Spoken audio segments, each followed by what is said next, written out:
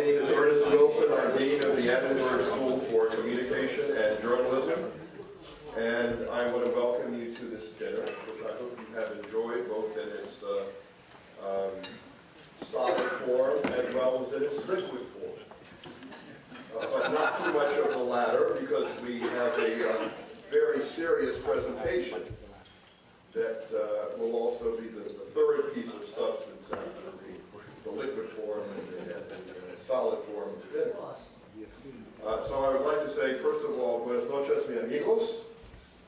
And then I would also like to say, in honor of our guests, bonsoir à tout le monde. Je suis tout à fait heureux que vous pouvez soyez avec nous ce soir, d'entendre les paroles de notre cher ami qui est venu de Paris. Welcome. We do what we can. But I do want to take this opportunity, and I'm really privileged to be able to introduce Bruno Latour. I think he needs no introduction, but that never has stopped an after-dinner speaker from introducing the person anyway. And I want to take this opportunity to do that. It's probably not inaccurate to say that Bruno Latour is truly the representation of a Renaissance man. He has done outstanding scholarship. He has done outstanding teaching. In addition, he has curated a number of international exhibitions around the world on subjects like iconoclash, beyond the image wars in science, religion, and art. He really is, I think, an example of what we all aspire to be a good citizen, a good intellectual, to be profoundly versed in the substantive work that we do, and also to be able to speak to a broader audience, which is a hallmark of his work over the years. Formally, I'm reading here, he is from a wine grower family, so we'll all raise a glass to La Famille. Trained first as a philosopher and as well as an anthropologist. Also has had posts at the University of California in San Diego, right down the road from us, as well as the London School of Economics, and in the history of science at a place called Harvard University, which we like to consider as the USC of the East, right, Larry? Sure. One of the great things about network operation, I discovered that my dinner partner this evening, Michael and I, proved to be in the same class at an undergraduate university, showing the importance of networks persisting through time. But he was in University Hall, they got busted by the police and all that outside hall, so he is much more heroic in that sense than I. But Bruno, again, really does need no introduction. He's done incredible work in the sociology of science, hugely important. We all respect his work, admire his work, and without further ado, I would like Bruno to come to the podium and share his latest ideas with us. We're delighted to have him here in Los Angeles.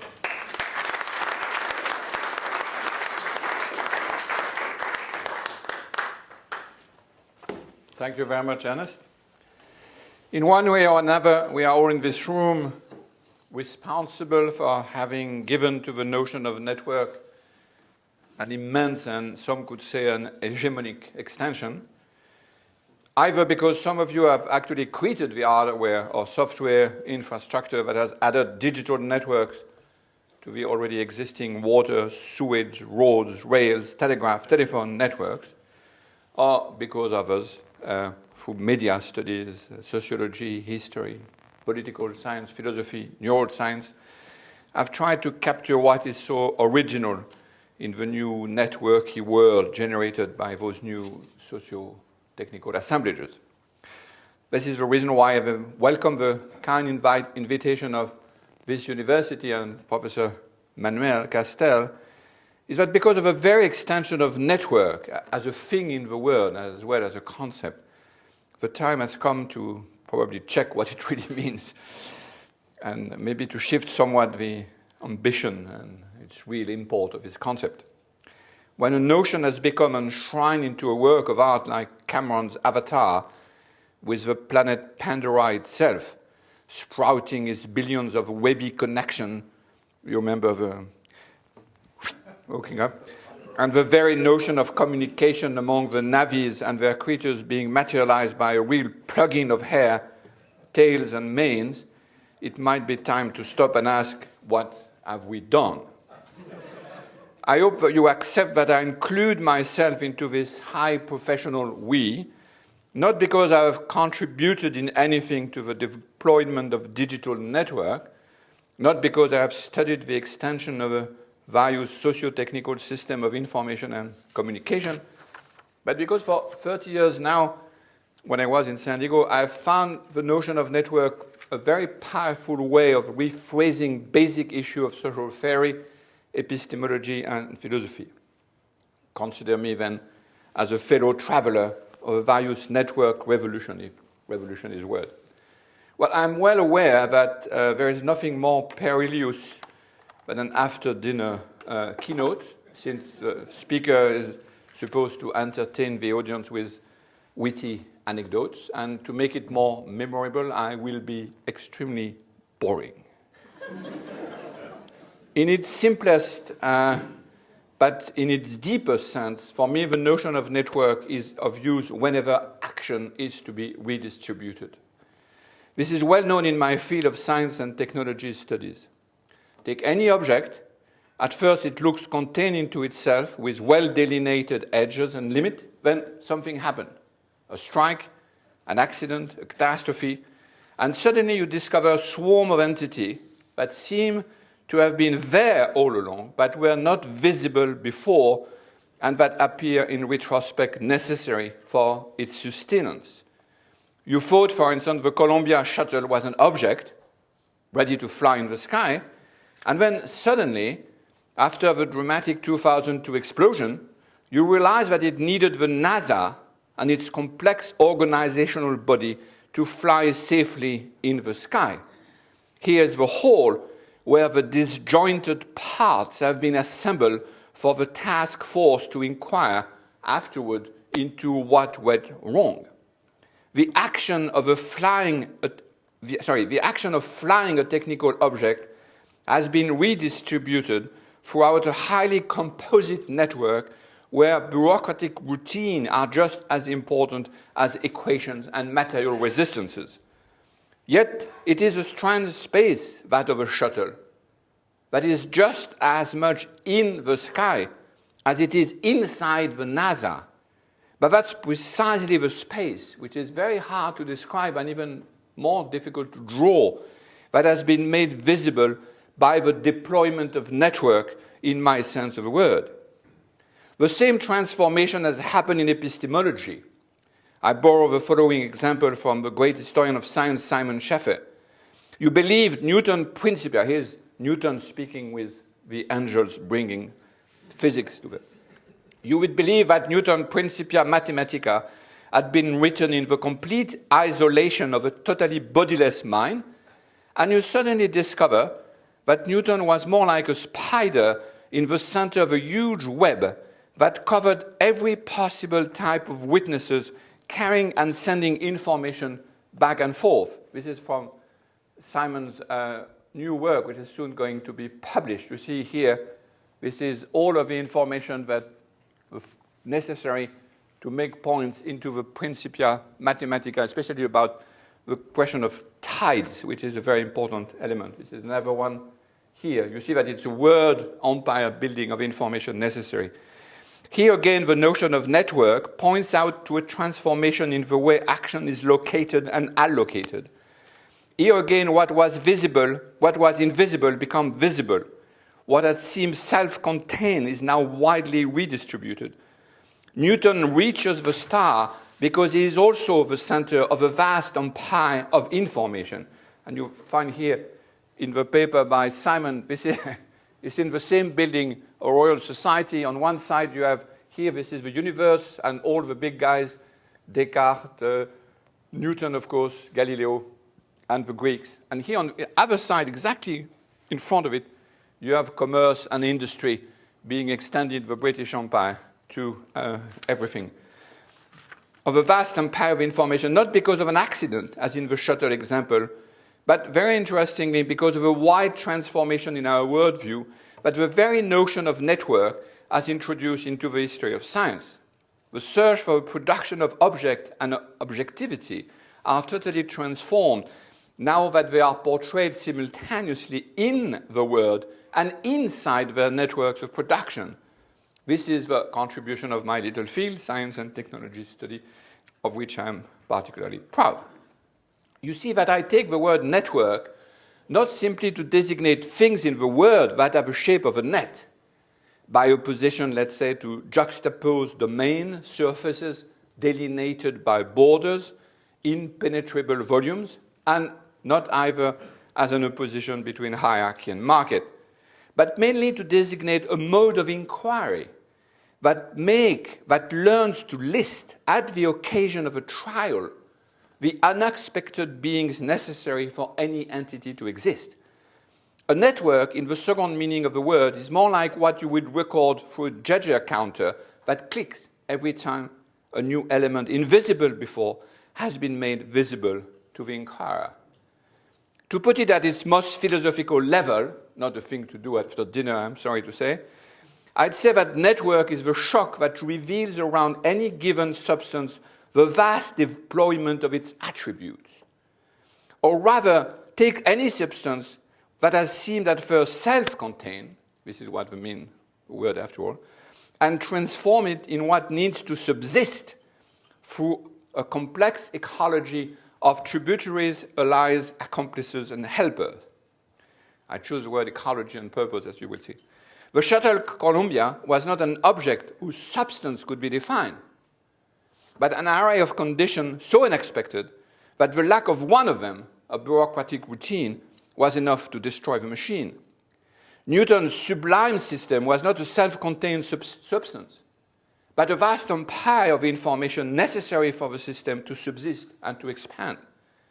Whenever a network is deployed, a substance is transformed from an object into a thing, to speak Heidegger, or to use my terms for matter of fact to matters of concern. If we still want to use the term of network revolution, it's in that sense, I believe, that it can be said to be a revolution, and it's clearly a political one. The ability of a notion of network to follow this strange movement that goes from substance to this attribute and back, it's a bit like if you follow a fan and you open it or close it, is at the heart of this rather infamous social theory known as actor network theory. I guess this is why I'm here, abbreviated in the felicitous acronym ANT. And by the way, I'm sorry to say that this has nothing to do with the actor network that Barabasi used in Linked, because when he talks about actor network, he means actually actor network from Hollywood, which is nearby here. No, mine is a purely conceptual term that means that whenever you wish to define an entity, an agent, an actor, you have to deploy its attribute, that is, its network.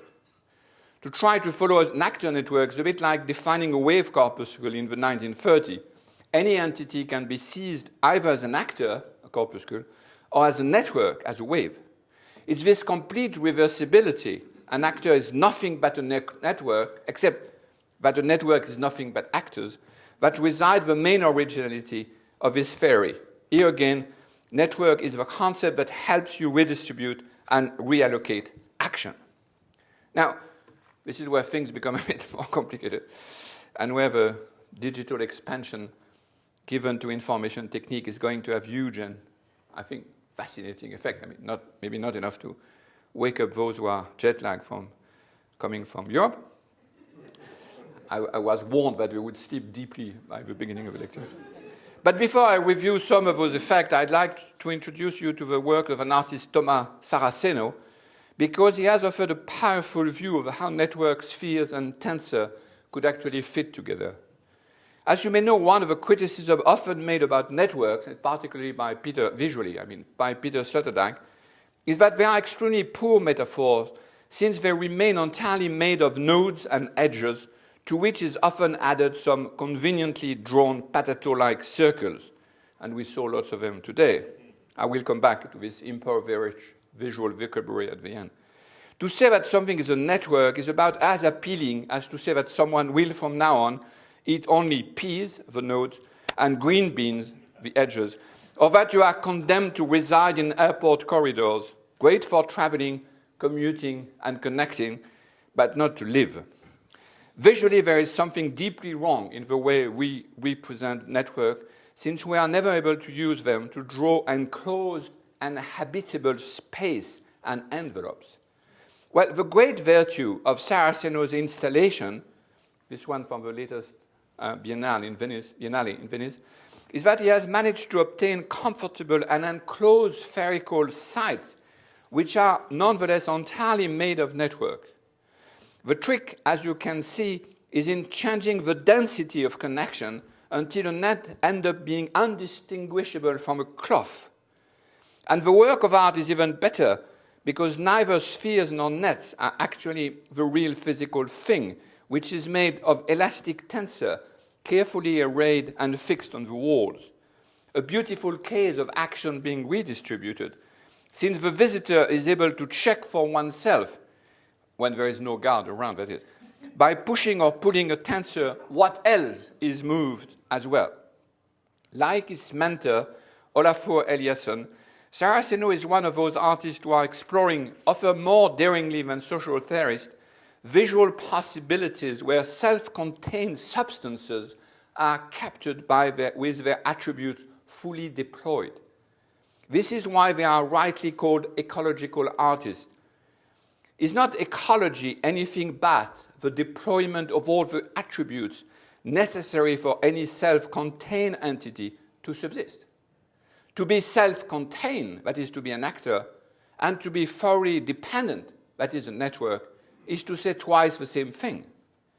As Gabriel Tarde, a character to which I'll come back, said, the reason why this is not common sense is because philosophers have been carried out by the verb to be and its problem of identity, and not by the verb to have and the range of its properties and avidities. Avidity is a nice word.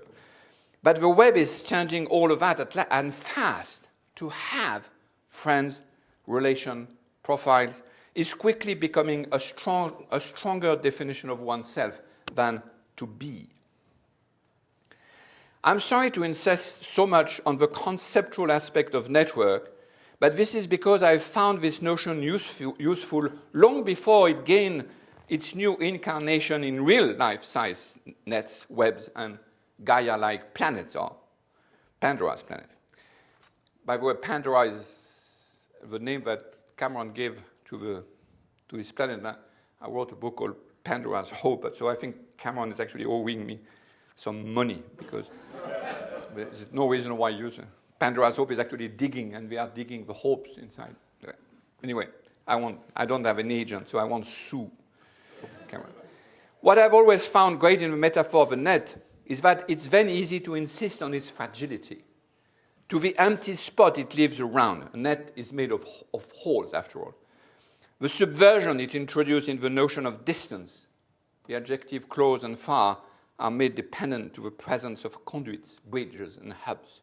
But above all, what it does with universality. The cover of any network is universal, but just as long and just where there are enough antennas, relays, repeater, and so on to sustain the activation of this work, which is another way of talking about the exclusion we heard this afternoon. Thanks to the notion of network, universality is now fully localizable.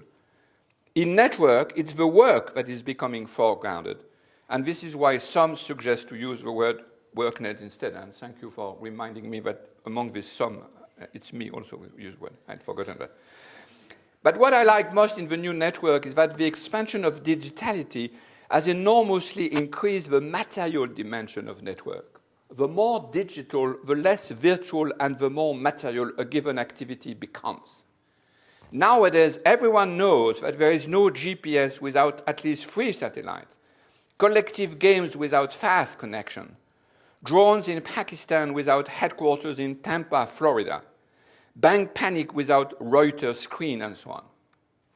When Marcel Proust could read a novel alone, hidden in the shack of Combray, it was possible to say that his imaginary mental world was virtual. But we cannot say that of our kids who have to hook up their modems, buy a game station, swap disks, and pay their server for a faster connection with our credit card. Young Marcel could build castles in the sky for nothing. Now he would have to buy real estate on Second Life with hard Linden dollars. When Harold Garfinkel described the skills necessary to pass as a member of society, you could say it was a totally intangible social phenomenon that could be only qualitatively described.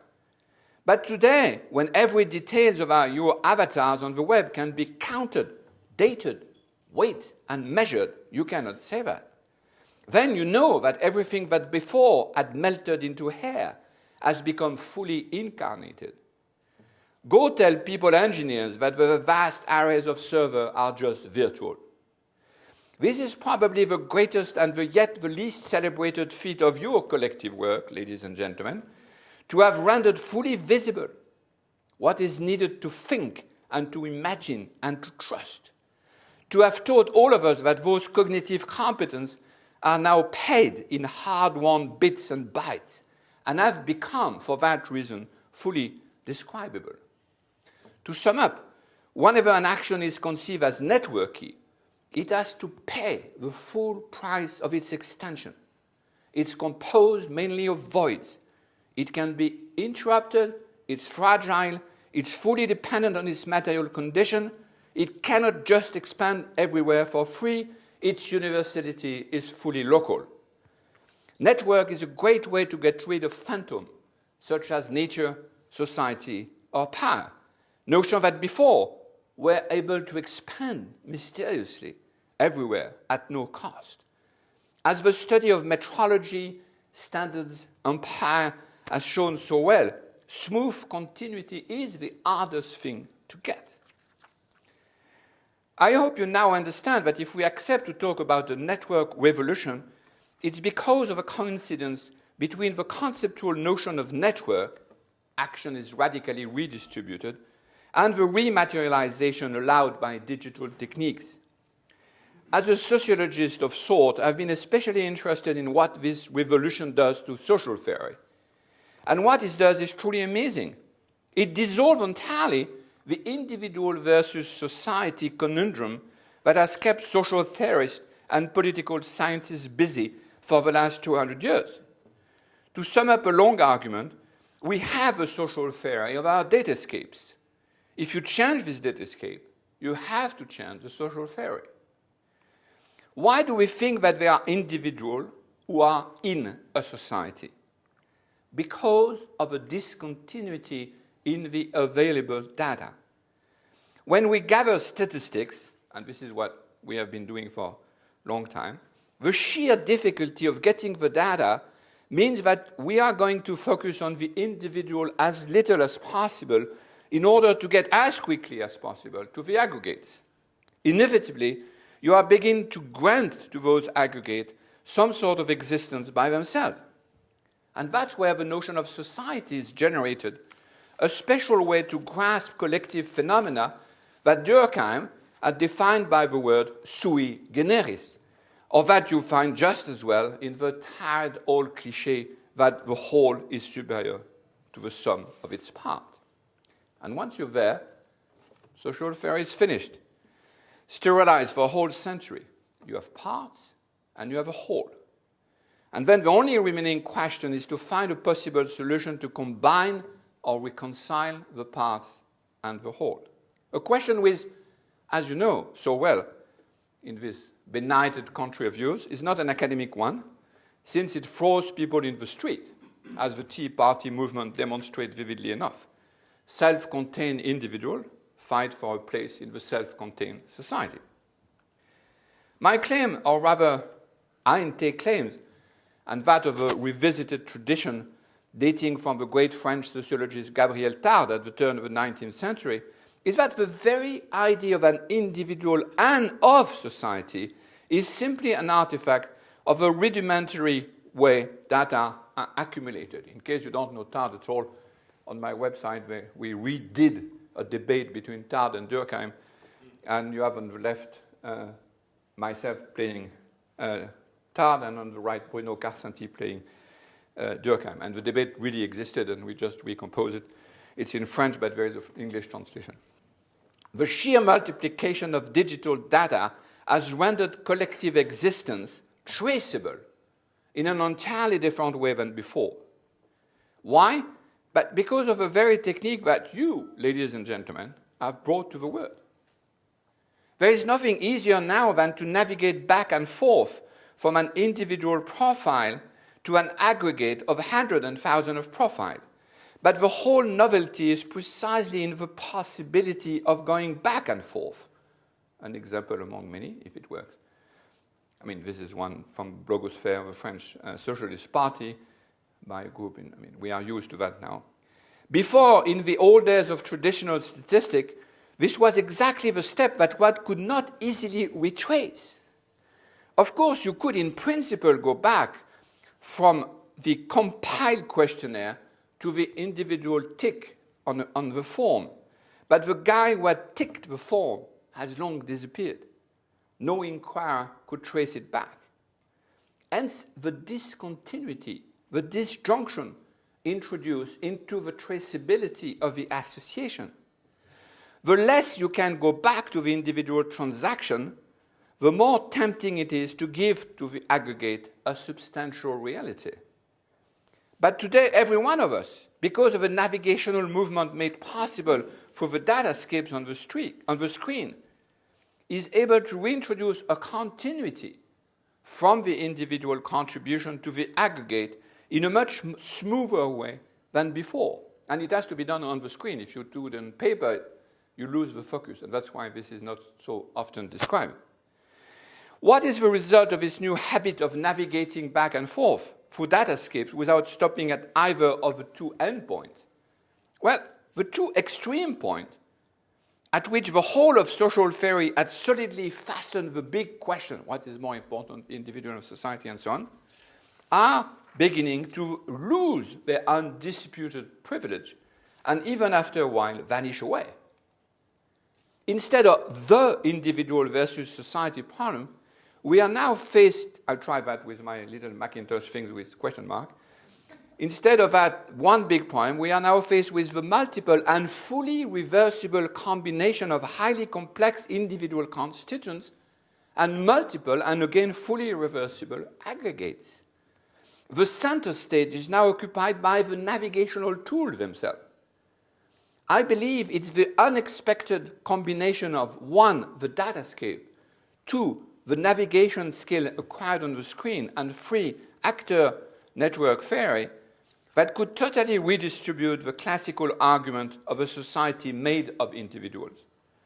It is not a small paradox that this alternative theory of the social had been anticipated a century ago by Gabriel Tard, a keen connoisseur of contemporary statistics, who had detected immediately in the project of his young colleague Emil Durkheim the danger of introducing much too fast two levels, that of individual psychology and that of a sui generis society.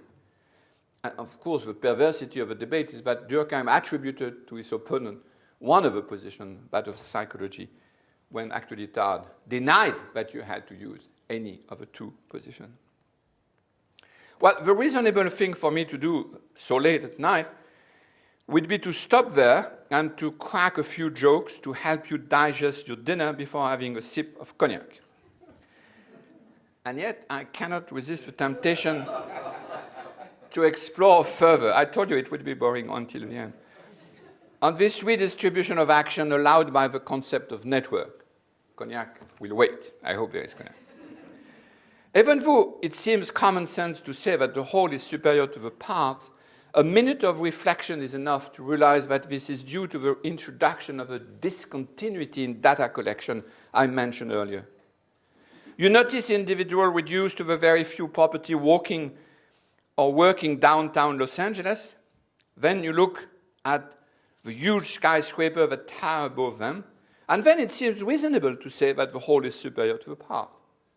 Or that there emerge out of individual interaction many things that the individual has not anticipated. Possibly. But this doesn't mean that at some point the action of individuals have been taken over ex abrupto is a term that I've used, by some sui generis entity that could be called Los Angeles Society. And you can read, as I'm doing again, rereading Mike Davis' City of Quarks. That's precisely the point that Tarde always objected to Durkheim. We know from first-hand experience that this never happened. Even deans are not superior in science. It doesn't mean that there is no society and only individual. The accusation was precisely the one Durkheim made of Tarde. It means that the two notions are the two faces of the same coin, and this coin has no more currency anymore than a French franc. To believe in the existence either of individual or a society is simply a way to say that we have been deprived of information on the individual we started with, that we have little knowledge about their interaction, that we have lost the precise conduit for which what we call the whole actually circulates. In effect, we have jettisoned the goal of understanding what the collective existence is all about. Is it not strange to imagine a science of society making sure that its main component will be forever rendered impossible to detect and to document? Now, suppose that, thanks to you, we benefit from a vast range of information about individuals. Let us be careful here. By individual, I don't mean the individual atoms deprived of most of their properties and rendered fully interchangeable before they enter into interaction. Instead of those atomic individuals of the past, we now possess individuals for which we are allowed to assemble a profile made of a long list of property. Nothing is more common on the web than this explosion of profiles willingly or unwillingly accumulated, stored, treated, and visualized. Until the digital techniques of capture and storage, many fields of social sciences, as you know, had been divided between qualitative and quantitative research. And myself, a qualitativist. But individual profiles begin to seriously blur the distinction between the two sets of skill. Contrary to common wisdom, and exactly as predicted by Tarde, the more you individualize, the more you can actually quantify. Or else we have to find another word, quasi-quantitative, I don't know what the word would be. Why is it that the substitution of long and complex individual profiles to that of atomic individual generates such a difference into the actor-system conundrum? Because when we begin to gather profiles, the very notion of interaction begins to wobble. The reason is that a given individual will be defined by the list of other individuals necessary for its subsistence. That's the reversibility of actor network I mentioned before. Every individual is part of a matrix whose lines and columns are made of the others as well. To take the example not of downtown Los Angeles, but of a recently rediscovered metropolis, it would be easy to build a database where Freder Fredersen is defined as son of a Joe Fredersen, loves Maria, befriends worker number 1255. This is the metropolis, I suppose everyone knows, except it is completely new now that we have found in Argentina, actually, the old film. And then to ask any good social network software to automatically permutate for you the position so that Joe Fredersen, the father, will in turn also be defined as the father of Freder, the enemy of Rothwang and of Maria, etc., etc. If we pursue the thought experiment, we realize that we have simply solved, or probably dissolved already, one of the classical problems of social theory. The reason why people say that interaction creates phenomena superior to the individual social atom is because they at first defined the atoms as self-contained entities deprived of the other entities necessary for their subsistence. They had failed to see it as actor network. No wonder that when they're entering an interaction, those simplified and, so to speak, castrated atoms that had produced unintended consequences. Too little was known from them to begin with. Individual action is much too distributed to be defined in terms of interaction. This is one of the first consequences of taking seriously the notion of actor network. But the second consequence of gathering so much information about individual profiles is even stranger. The very notion of a whole begins to be deeply modified. What is a collective phenomenon once you deploy all the information you have about individual association? It is certainly not something superior to the web, the form by sharing the profile. What is it then? Probably something inferior, something smaller than the part. And the whole idea of network is that actually you never have a whole superior to the part. And again, this is what Tardes always objected to Durkheim. The whole is necessarily less complex than the individual that make it possible. Provided, that is, you accept not to reduce individual to self-contained atomic entity, but let them deploy the full range of the associate, which means, of course, you need a lot of information. This argument seems bizarre only because we are used to the three usual metaphors that have been developed in the course of the centuries to talk about collective phenomena. Society, overarching individuals, organicism, invisible hand producing optimum, economic metaphor, or emerging structure, self-organization.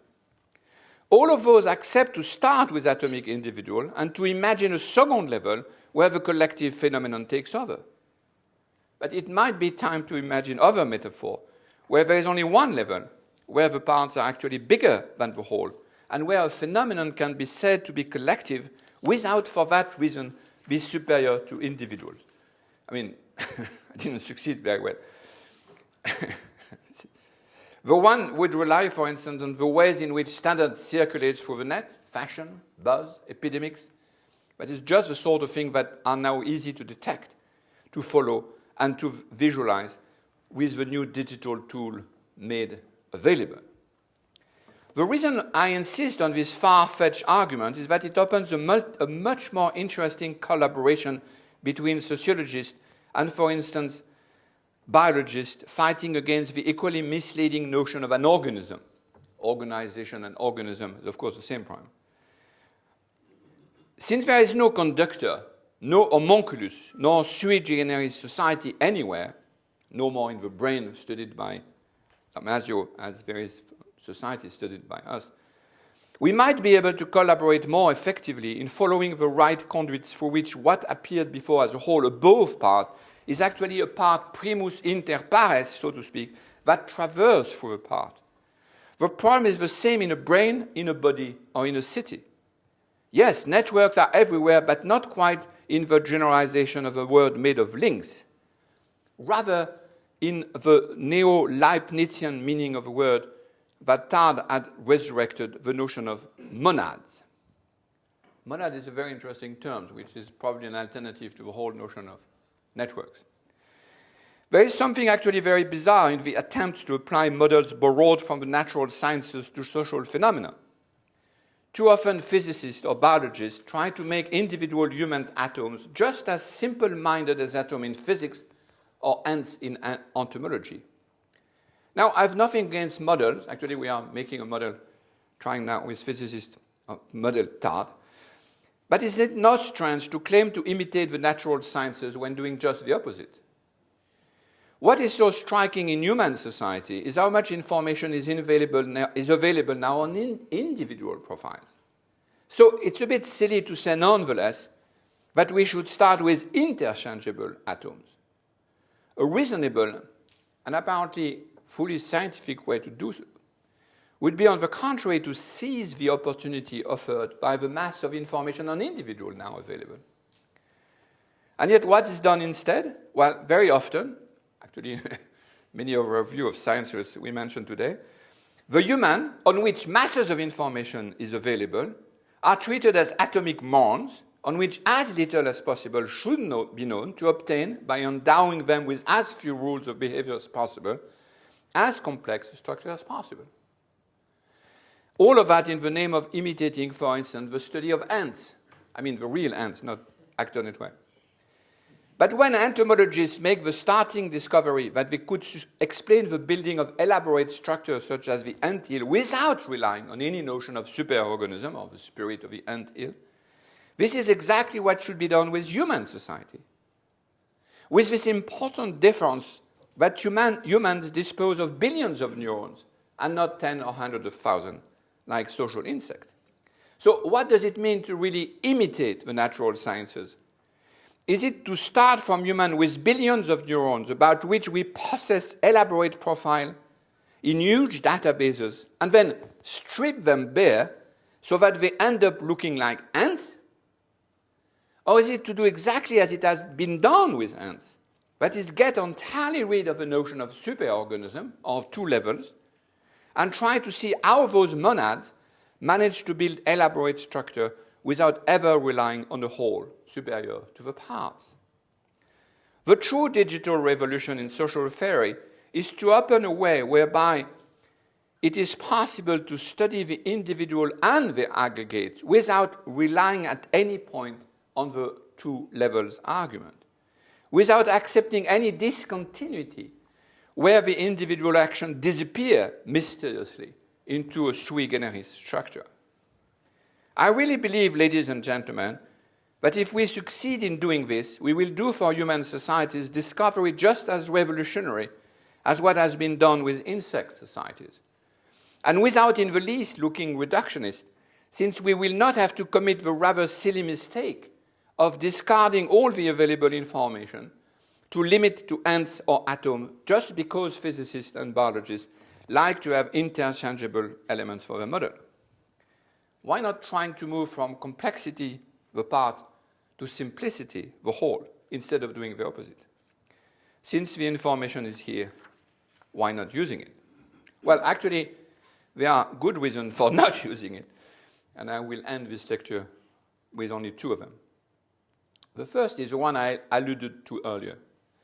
The mass of data available is accessible through an incredibly poor visual datascapes. Actually, the word datascape is somewhat of a misnomer. It's not a pleasant landscape, but rather like watching lines and lines of barbed wire. I'm sorry, this is very unfair for the beautiful images sometimes we have produced, including you, but are we not tired of nodes and edges and nodes and edges and nodes and edges, plus a few potatoes around at some point? When Tard predicted a century ago that when statistics would be really good, social phenomena would be as pretty and easy to look at as the flight of a swallow, how disappointing it would be to look at the anemic space of the web. This is called visual complexity, beautiful sight, by the way, but it's actually not complex at all, nothing at least like the sight of a flying swallow, and there are hundreds and hundreds of visual references there. Even when it's flashy and sexy moving gadget, it's just as informative as the reading of tea leaves.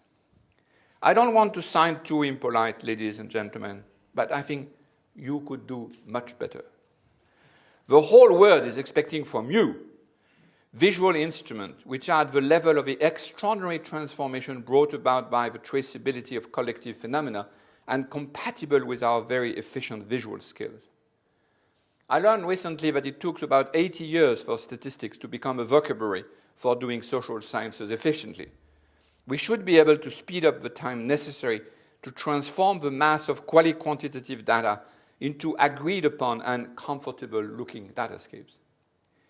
Which of course we mean that we should be able to solve the question of compounding masses of individual profile in a fully reversible way. That is exactly what traditional statistics had difficulty doing. Now, the difficulty of realizing those major transformations in visualization and computing are compounded by another, even more formidable challenge.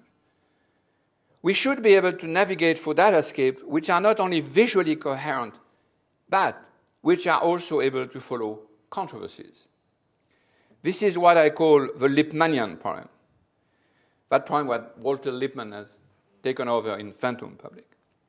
The social theory question of bypassing the individual versus society is exactly parallel by the epistemological question of obtaining authority while bypassing the distinction between rational and irrational voices.